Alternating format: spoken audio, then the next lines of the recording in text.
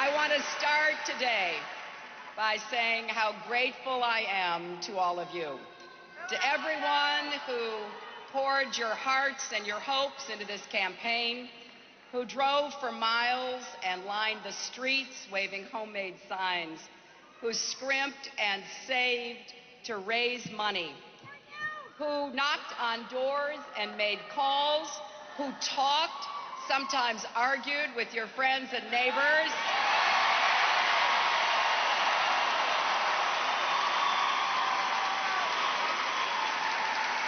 who emailed and contributed online, who invested so much in our common enterprise, to the moms and dads who came to our events, who lifted their little girls and little boys on their shoulders and whispered in their ears, "See, you can be anything you want to be."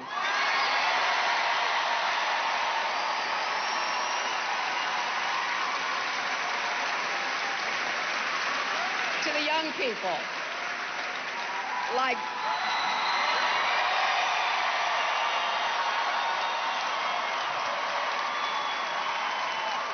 like 13-year-old Ann Riddle from Mayfield, Ohio, who had been saving for 2 years to go to Disney World and decided to use her savings instead to travel to Pennsylvania with her mom and volunteer there as well. To the veterans, to the childhood friends, to New Yorkers and Arkansans, who traveled across the country telling anyone who would listen why you supported me. And to all those women in their 80s and their 90s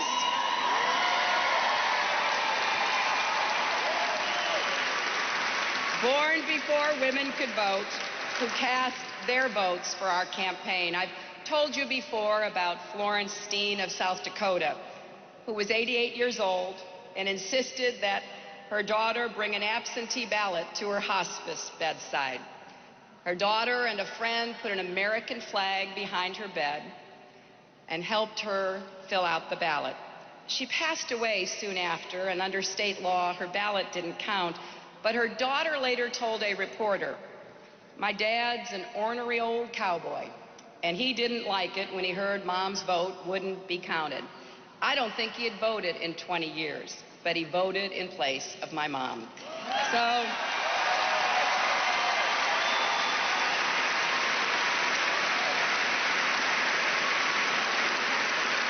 to all those who voted for me and to whom I pledged my utmost, my commitment to you and to the progress we seek is unyielding. You have inspired and touched me with the stories of the joys and sorrows that make up the fabric of our lives. And you have humbled me with your commitment to our country. 18 million of you from all walks of life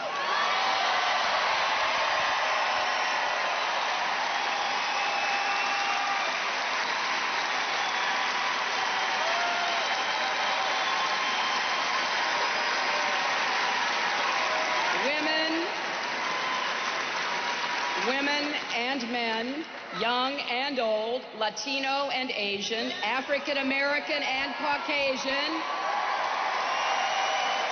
rich, poor and middle class, gay and straight, you have stood with me.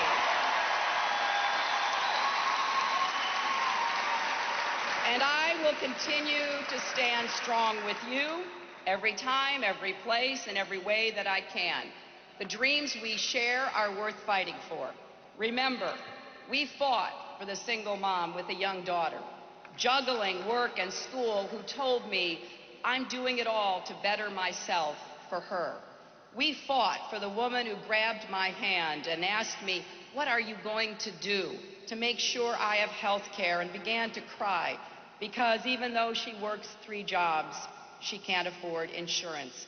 We fought for the young man in the Marine Corps t-shirt who waited months for medical care and said, "Take care of my buddies over there, and then will you please take care of me?"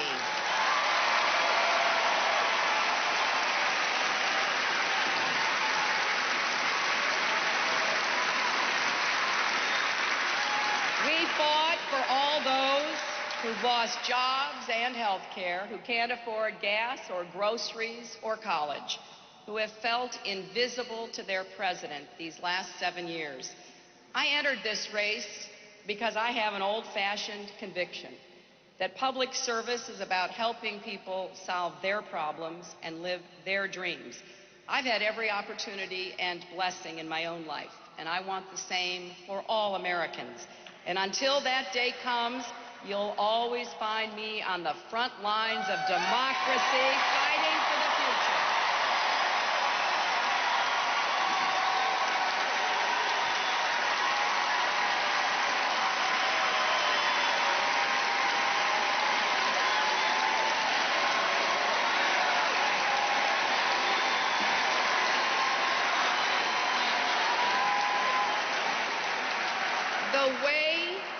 The way to continue our fight now, to accomplish the goals for which we stand, is to take our energy, our passion, our strength, and do all we can to help elect Barack Obama, the next President of the United States.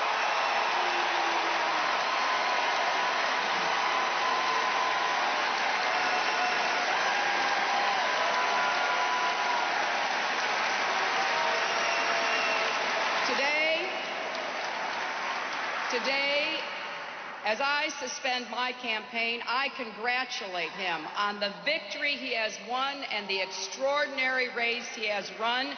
I endorse him and throw my full support behind him.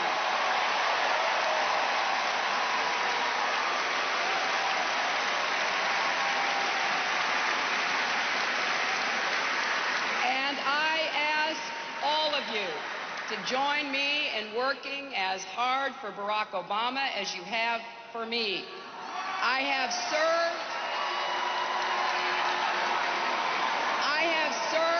in the Senate with him for 4 years. I have been in this campaign with him for 16 months. I have stood on the stage and gone toe-to-toe with him in 22 debates.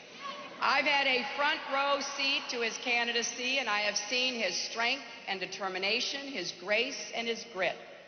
In his own life, Barack Obama has lived the American dream as a community organizer in the state Senate, as a United States Senator. He has dedicated himself to ensuring the dream is realized. And in this campaign, he has inspired so many to become involved in the democratic process and invested in our common future. Now, when I started this race, I intended to win back the White House and make sure we have a president who puts our country back on the path to peace, prosperity, and progress. And that's exactly what we're going to do by ensuring that Barack Obama walks through the doors of the Oval Office on January 20th, 2009.